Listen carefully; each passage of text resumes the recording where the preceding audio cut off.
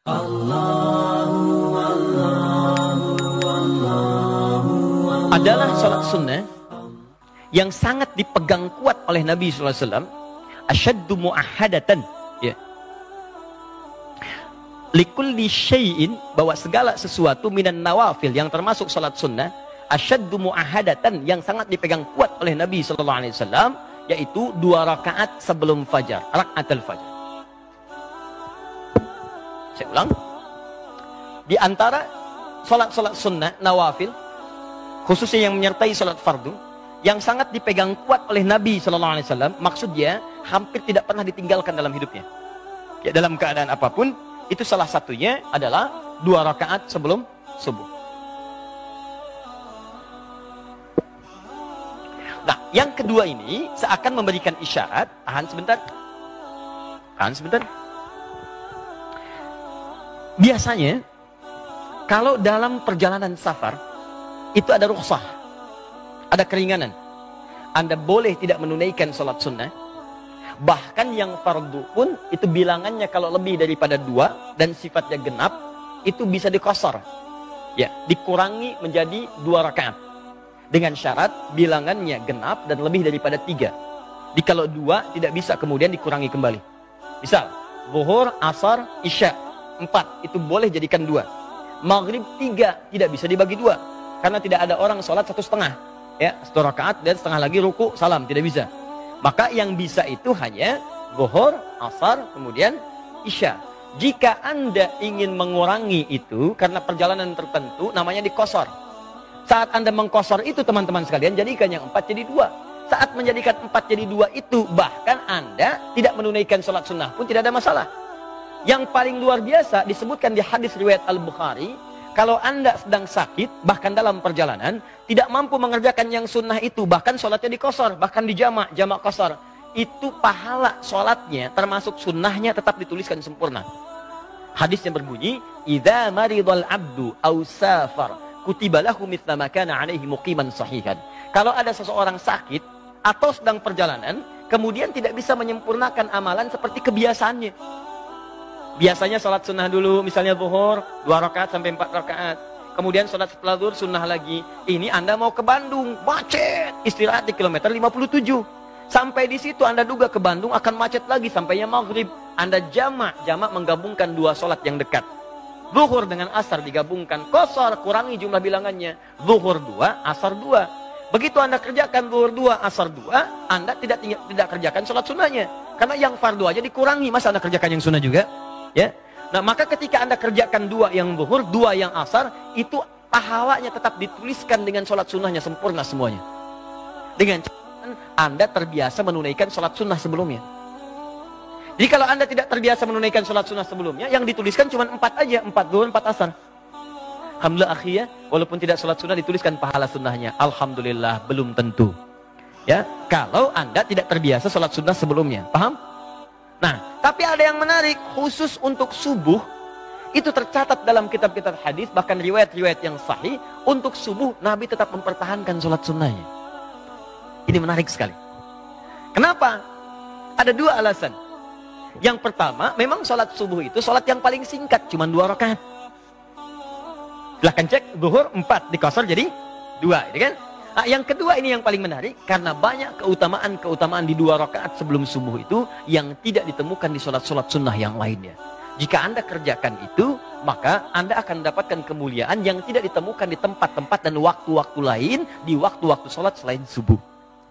Nah, apa 2 keutamaan ini, atau keutamaan-keutamaan dimaksudkan? Sebelum itu, saya garis bawahi dulu, artinya, kalau Anda sedang berperjalanan pun, sedang di perjalanan, sedang safar dan sebagainya, masuk waktu subuh, saking lama rakaat ini, Nabi menjaganya. Kalau memungkinkan mengerjakannya, maka jangan tinggalkan itu. Sekalipun hukumnya sunnah. Paham? So di airport, sudah tiba subuh Anda nunggu.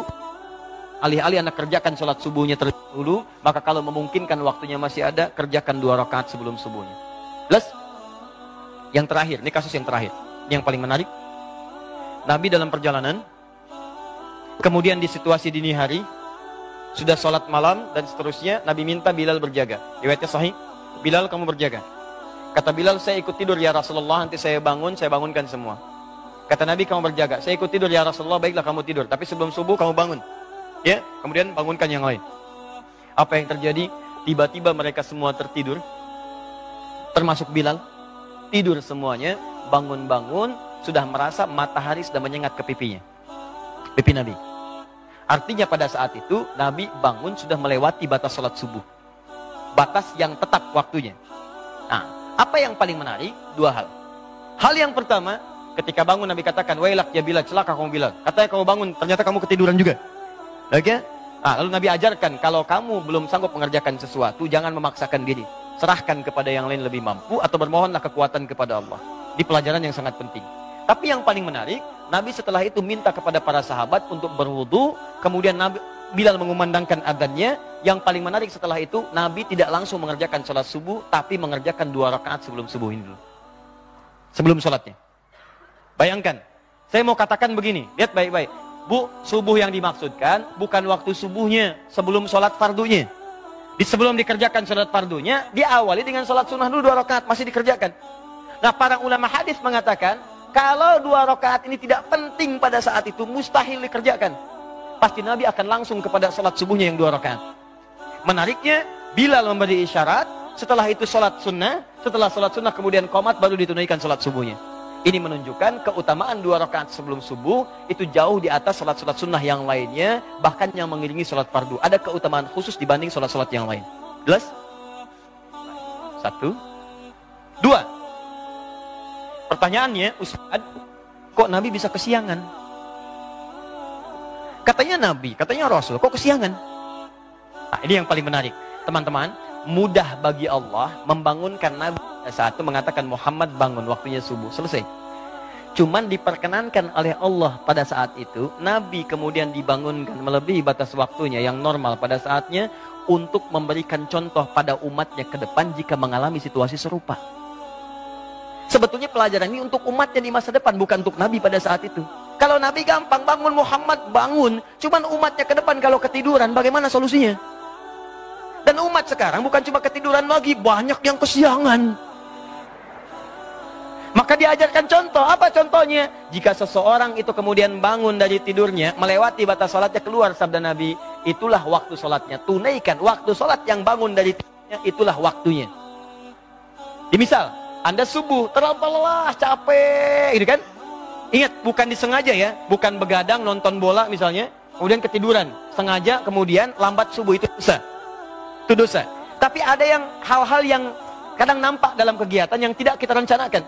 Capek Anda kemudian dari pekerjaan, datang jam 1 malam, kemudian setelah itu Anda mandi, Anda kemudian sholat dulu, bahkan sempat tahajud sampai 2:30. Udah itu tiduran dulu, begitu bangun jam 7 misalnya kan. Nah, ketika Anda bangun ini, bukan berarti waktu sholatnya habis, tidak. Kerjakan sholat itu tepat pada saat bangunnya. Terus, ini sama dengan pertanyaan begini, kenapa Nabi Adam itu sempat melakukan pelanggaran terhadap ketentuan Allah? Kenapa makan buah khuldi? Padahal Nabi dijaga dari maksiat. Nah, Nabi Adam itu diperkenankan oleh Allah makan buah khuldi, bukan karena nggak dijaga, untuk memberikan tuntunan tobat bagi anak cucunya yang bukan Nabi di kemudian hari. Makanya ketika beliau melakukan kesalahan itu, diperkenankan oleh Allah, turun kemudian ayat taubat. Quran surah kedua ayat 37. Fatalaqqa Adamu min rabbi kalimatin fataba alaihi. Adam menerima tuntunan taubat, maka taubat. Itu yang membedakan manusia dengan iblis. Iblis salah, diminta taubat, gak mau taubat. Bahkan dia berkata di Quran surah ke-7 ayat 12-13. Ana khairun minhu, khalaqtahu min narin wa khalaqtahu min tin. Saya lebih hebat dibandingkan dengan Adam. Engkau ciptakan saya dari api, dia dari tanah. Tidak level yang dari api, sujud kepada yang dari tanah. Diberi kesempatan tobat, gak mau tobat. Manusia salah, wajar, karena manusia punya nafsu. Yang tidak wajar itu kalau sudah salah, gak mau tobat. Jadi Anda mesti bedakan, Anda ini manusia apa iblis? Iblis itu salah, gak mau tobat. Anda salah, wajar, namanya manusia. Tapi kita itu punya kesempatan untuk kembali kepada kebaikan. Jadi sebesar apapun kesalahan kita, ada peluang untuk berubah jadi baik. Orang jahiliyah itu banyak yang buruk sifatnya. Ada pembegal, tukang mabuk, tukang bunuh, tukang perkosa, tukang mabuk, macam-macam. Tapi ketika turun kesempatan untuk bertobat, mereka memilih untuk tobat dan jadi hamba yang terbaik. Sekarang kita sudah keluar dari zaman jahiliyah, jangan kembali lagi ke masa lalu. Paham sampai sini? Nah, sekarang saya kembalikan kepada apa yang kita bahas tadi. Jadi saking pentingnya sholat subuh ini, teman-teman sekalian, fokus. 2 rakaat sebelum subuh saking pentingnya. Maka dalam keadaan-keadaan bahkan Anda bangun terlambat pun, ini hadis-hadis sahih mengajarkan masih boleh menunaikan 2 rakaat sebelum subuhnya. Pertanyaannya, apa keutamaannya?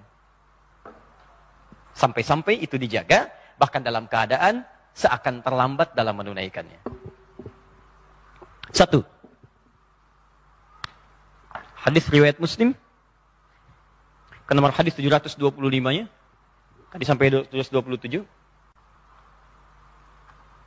Tahannya, fokus.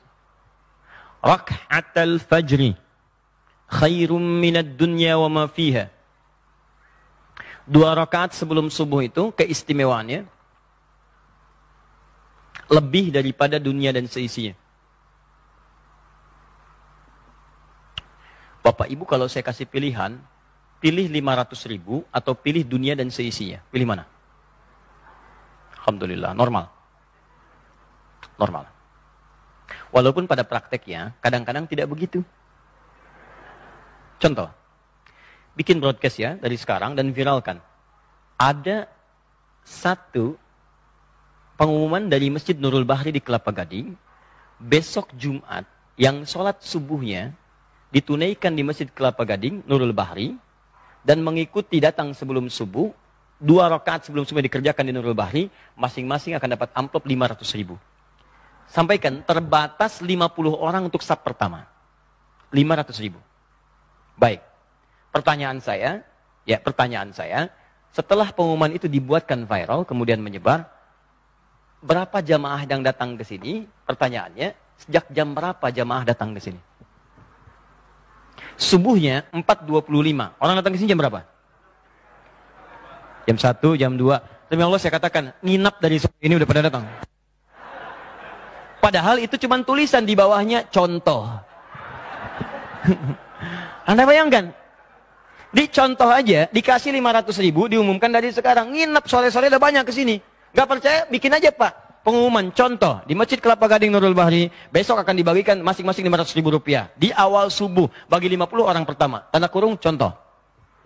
Atau nggak usah kasih contoh, kalau Anda benar-benar berniat, silahkan cek. Berapa yang datang? 4.25 adzan subuh, mulai sore udah datang. Malam itikaf dan sebagainya. Wajah-wajahnya nggak pernah Anda kenal sebelumnya.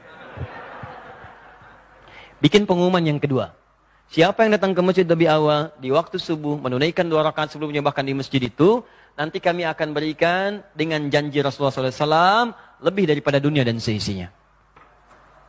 Al-Hadis tuliskan di ujungnya. Pertanyaan saya, berapa yang datang ke masjid ini? Tuh, lihat tuh. Nah, sekarang, jadi Ustadz, yang dimaksudkan lebih daripada dunia dan seisinya ini apa? Apakah materi wujudnya atau yang lain wujudnya? Nah, ini yang perlu kita sadari, sehingga kita punya pemahaman yang kuat tentang ini. Sampai-sampai Nabi pernah mengilustrasikan, kalaulah tahu tentang kemuliaan ini, bahkan orang akan mendatangi masjid atau sholat itu dengan merangkak. Merangkak itu ada dua pemahaman. Satu, saking padatnya orang datang sampai bergeraknya itu lambat. Ya, kan kalau orang lambat itu diilustrasikan seperti bayi yang merangkak, lambat geraknya, saking banyaknya, padatnya begitu. Ya.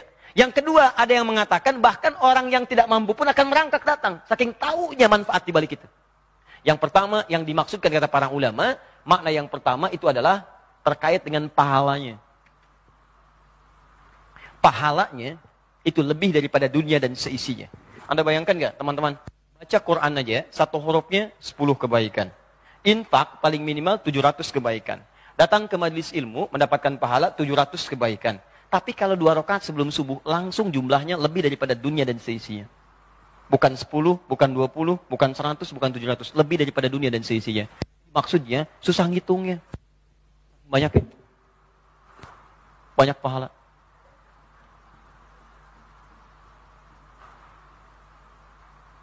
Nih, antum datang ke masjid ya.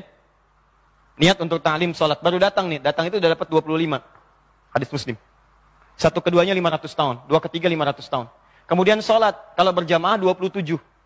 Kalau sendirian 10. 10 itu di Quran surat 6 ayat 160. Manja abil hasanati falau ashru amtaliha. 10 itu satu keduanya 500 tahun. Dua ketiganya 500 tahun. Kalau dilanjutkan dengan ikut ta'lim. Itu di riwayatnya Ibnu Abbas radhiyallahu ta'ala anhuma. Dapat lagi 700 kebaikan. Sampai antum pulang. 700 itu dilipat gandakan. Jarak satu keduanya 500 tahun. Jaraknya 500 tahun, satu keduanya. Dua ketiga 500 tahun, terus sampai akhir. Tapi kalau Anda menunaikan 2 rakaat sebelum subuh, itu pahalanya lebih daripada dunia dan seisinya. Langsung tanpa hitungan, saking banyaknya.